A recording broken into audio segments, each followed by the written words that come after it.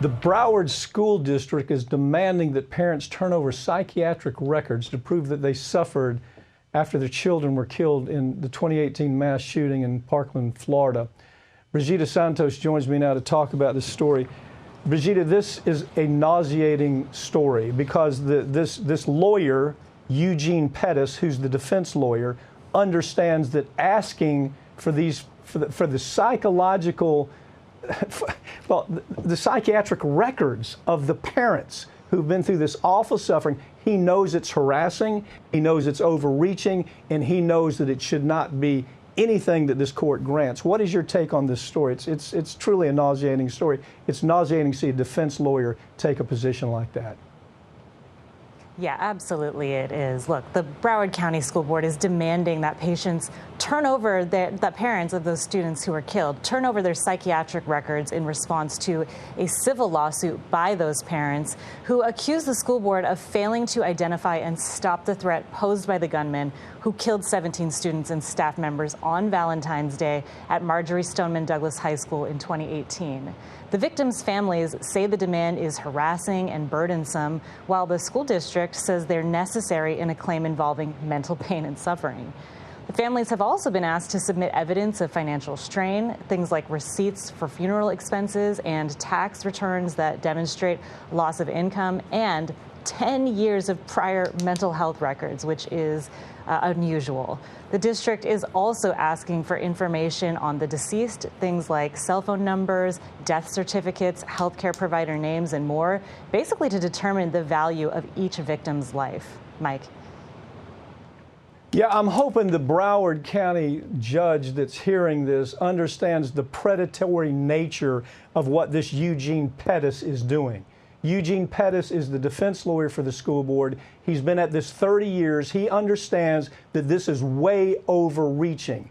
In a typical kind of case like this, pain and suffering is part of the damages, but unless there's something really unique about what a parent is saying here, they had some bizarre pre-existing problem that's causing their suffering, unless they can show real specifics, none of this is relevant. You don't go get the psychiatric records to say, well, we want to show that what they're saying on the stand just doesn't match up with what they said to the psychiatrist. First of all, it should never be granted. And this Eugene Pettis, who's been doing, he's a silk stocking defense lawyer. You know, this is what the guy does for a living, handles all the big corporations. This is nothing but predatory harassment. And I hope this judge will get this. The Florida Supreme Court recently delivered a blow to these victims already by capping financial liability. Tell me what you can tell us about that decision on this capping of liability. Sure. Last month, the Florida Supreme Court ruled that the tragedy is considered one single event in the eyes of the law, which caps the school district's damages at $300,000 in total. Now, a jury could award the victims' families more money, but only if the state legislature approves a new law to pay out more than the district's insurance policy allows. That's incredibly unlikely. Meanwhile, the Broward County School District has received $18 million from the state of Florida to build a new structure at Marjory Stoneman Douglas High to replace the building where those 17 people were murdered. You know, after the Parkland shooting, Florida passed a law requiring every campus to have a police officer or armed guard present. It doesn't really feel like it's going to impact the students at all, because in this situation, you had an armed guard there that chose to do nothing, chose to allow the shooting go on, took no action. It was a disaster. So I don't know how this really changes anything, having an armed guard present. What's your take? Well, it makes things worse for students, definitely. Since 2019, Broward County Public Schools has spent over $50 million on safety and security. Now, as for how it's impacted students, a top education researcher concludes that school arrests have increased 82% since the law was passed, and that's because more student disciplinary infractions are being reported to law enforcement, particularly less severe infractions and infractions among middle schoolers. Rather than making students feel safer, many students say they feel threatened, especially students of color who have been targeted on occasion by campus police in incidents that have been documented on video.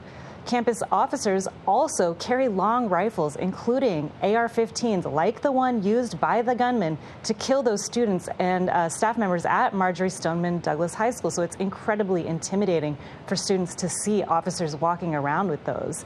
And according to researchers, there is little consistent evidence that the presence of law enforcement has actually decreased the number of behavioral incidents. And because school-based law enforcement may not be making schools any safer, Florida is now facing pressure to get rid of police officers on campuses. It's also incredibly insane that they're ramping up police security rather than changing gun laws. Well, I'll tell you, Brigida, we can only hope that the judge down there sees how predatory this conduct is by Eugene Pettis, where Pettis comes in the media and says, oh, we do this all the time. That's ridiculous. He knows it's ridiculous, and it's nothing but a defense lawyer in a defense organization being extra predatory to try to discourage these people from moving ahead because it's their right to move ahead. And I'm hoping the judge will see through this scam. It's nothing short of a scam. Thank you for joining me. Thanks, Mike.